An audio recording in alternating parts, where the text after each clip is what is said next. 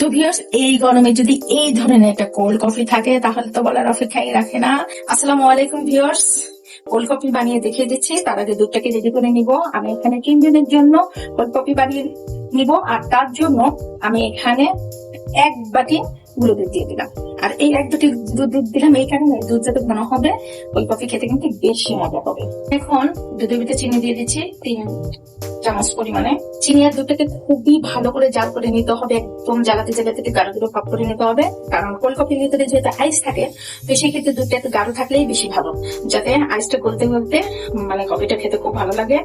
আর যদি পাতলা হয় তাহলে কিন্তু কোল্ড কফিটা অতটা মজা লাগে না। এইভাবে করে আমি দুধটাকেও খুব ভালো করে জাল করে নেবো। ভিউয়ার্স, দুধটা কিন্তু আমি বেশ খানিকটা ধরেই জাল করে নিয়েছি, দেখেন কতটা সুন্দর হয়েছে দুধটা। এখন আমি জালটাকে অফ করে দিয়ে দিচ্ছি, এটাকে ঠান্ডা করে ডিপ ফ্রিজের মধ্যে রেখে দিচ্ছি। আর এর ভিতরে বাকি কাজগুলো আমি দেখিয়ে দিচ্ছি।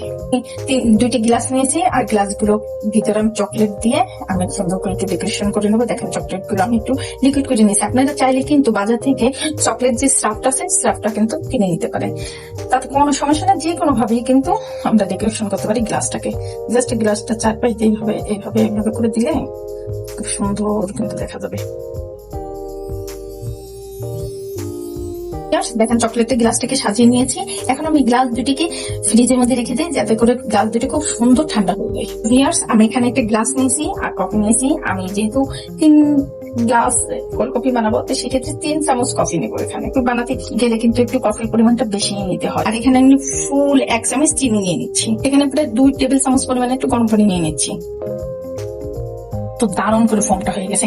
এখন আমি কোল্ড কফিটাকে বানানো দেখিয়ে দিচ্ছি। ভিউয়ার্স, দেখি কোল্ড কফি সেক্ষেত্রে কি আইস না দিলে পরে হয়, তাই বলেন। আমি এখানে পরিমাণ মতো আইসটাকে নিয়ে নিলাম। আমি চামচ দিয়ে কফির ফোমটাকে একটু উঠিয়ে দিচ্ছি। আমি দুধটাকে দিয়ে দিচ্ছি, উপর দিকটা আইসক্রিম দিয়ে দিচ্ছি। এটা কিন্তু আইসক্রিম দিয়ে একটা কারণে কিন্তু খুব দারুণ একটা স্বাদ আছে, আর খেতেও কিন্তু খুবই চমৎকার লাগে। উপর একটু কফি গুঁড়িটা একটু দিয়ে দিই। আর আপনারা যদি আমার চ্যানেলে নতুন হয়ে থাকেন, প্লিজ আমাকে একটু লাইক কমেন্ট শেয়ার করবেন, আর কমেন্টস করে জানিয়ে দেবেন আমার রেসিপিগুলো আপনাদের কাছে কেমন লাগবে।